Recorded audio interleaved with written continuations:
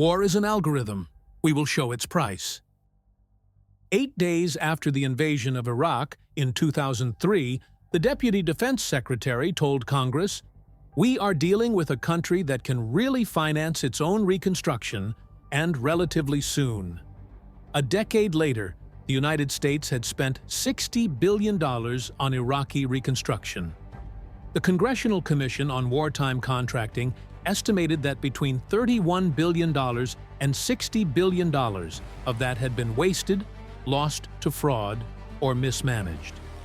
The single largest contractor, KBR, a subsidiary of Halliburton, earned billions. Iraqi firms were largely shut out of the process. This is not an anomaly. It is the system.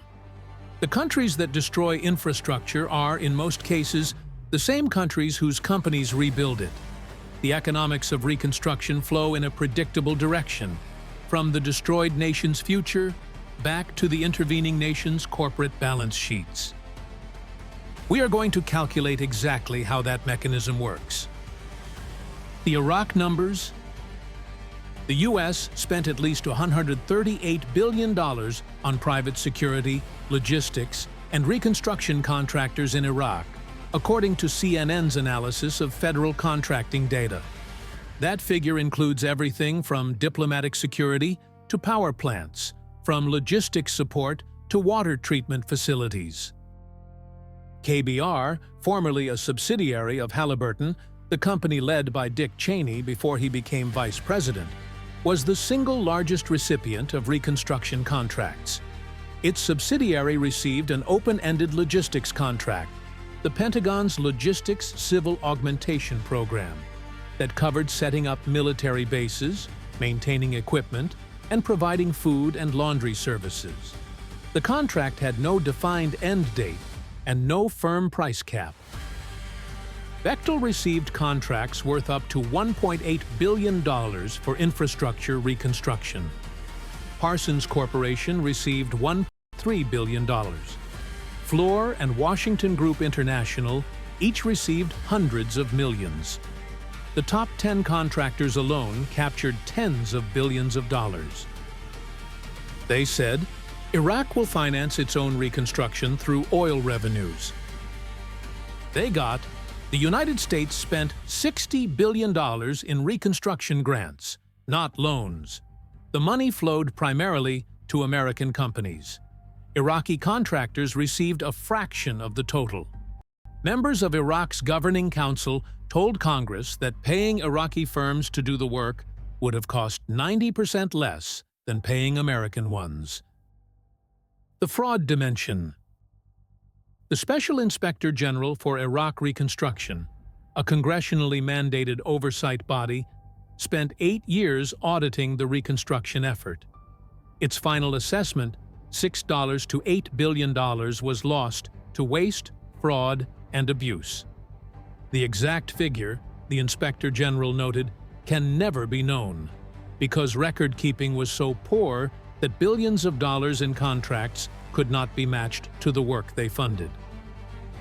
25% of all reconstruction funds were consumed by security costs, protecting contractors and construction sites from attacks. The security costs did not produce infrastructure. They produced invoices. The contracting structure itself was designed for speed, not accountability. Indefinite delivery. Indefinite quantity contracts gave approved firms an effective monopoly over future work without requiring them to compete for individual projects. Once a company was on the approved list, it did not need to bid again. The incentive was not to minimize costs. It was to maximize the scope of work within an already awarded contract. Afghanistan, the $90 billion sequel. Afghanistan followed the same pattern at an even larger scale. U.S. taxpayers spent $90 billion on reconstruction projects during the 12-year military campaign, according to the Special Inspector General for Afghanistan Reconstruction. The results were comparable. The Inspector General concluded that corruption remains a major threat to the reconstruction effort. and that contractors were taking advantage of lax oversight. Projects were built in the middle of active conflict zones, without solid plans or contingency strategies. Many were abandoned before completion. Others were completed but never used, because no one had consulted Afghan communities about what they actually needed.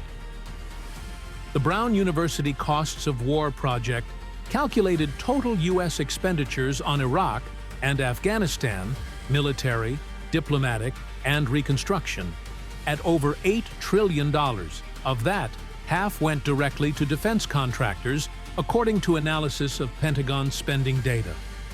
The Congressional Research Service estimated that in fiscal year 2020, contractor spending had grown to $420 billion, well over half of the total Pentagon budget.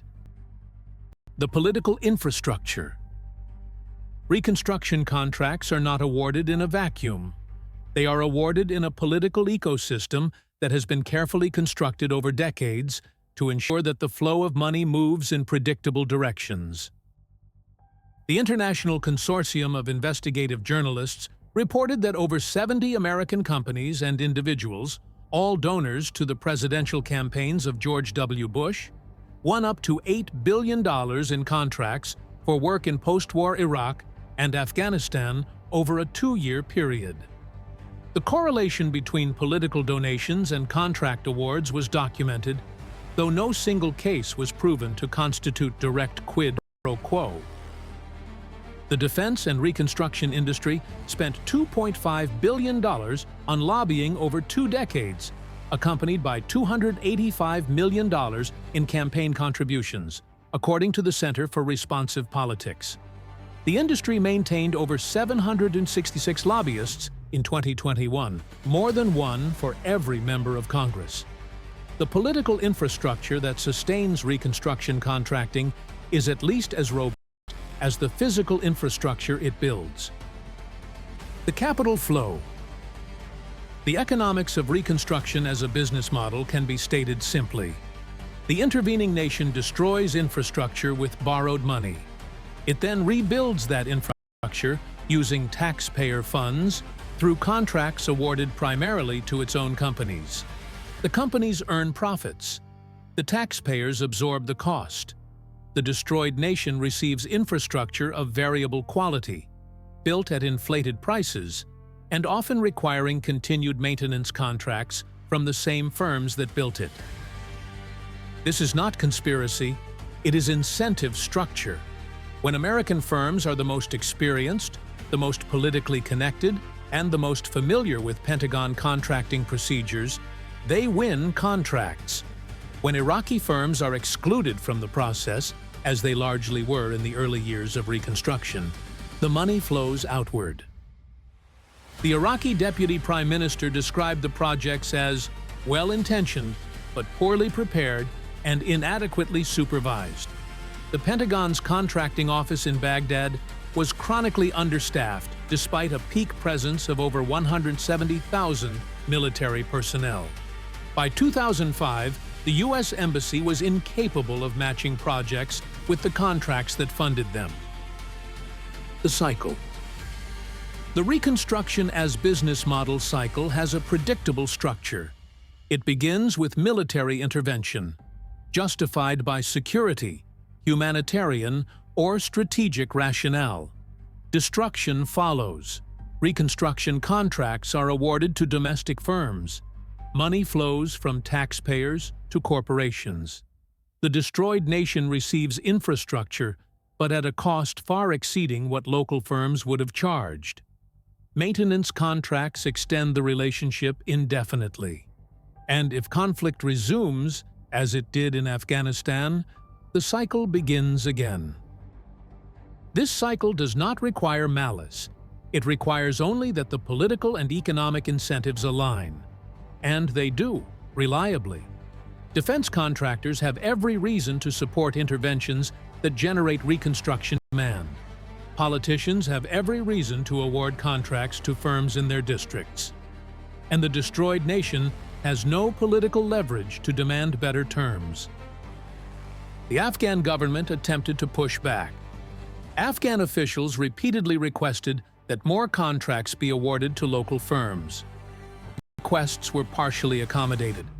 Local subcontracting increased over time, but the prime contracts, the largest, most profitable ones, remained with American firms. The Gaza question. Gaza presents the next iteration of this pattern. The World Bank estimated $18.5 billion in infrastructure damage through January 2024. The February 2025 assessment raised total damages and losses to over $37 billion. Reconstruction needs are estimated in the tens of billions. The question is already being asked: who will get the contracts? Which companies will rebuild Gaza's housing, water systems, and hospitals? And whose balance sheets will benefit? The answer, based on historical precedent, is predictable. The nations that fund reconstruction will award contracts primarily to their own firms. The destroyed nation will receive infrastructure. The money will flow outward, and the cycle will continue. The final calculation. Iraq, $138 billion spent on contractors. $31 to $60 billion wasted or lost. Iraqi firms excluded from the majority of contracts. Reconstruction declared a failure by its own Inspector General. Afghanistan, $90 billion in reconstruction spending. Corruption identified as a systemic threat. Projects abandoned or unused. The country collapsed within weeks of the U.S. withdrawal. The pattern is not ambiguous. Reconstruction is profitable for the intervening nation. It is expensive for the destroyed one, and the economic benefits flow in one direction, from the nation that was broken back to the nation that broke it. War does not just destroy, it creates a business model, and the business model outlasts the war. Subscribe to What War Costs. The most profitable phase of any conflict is never the fighting. It is the rebuilding.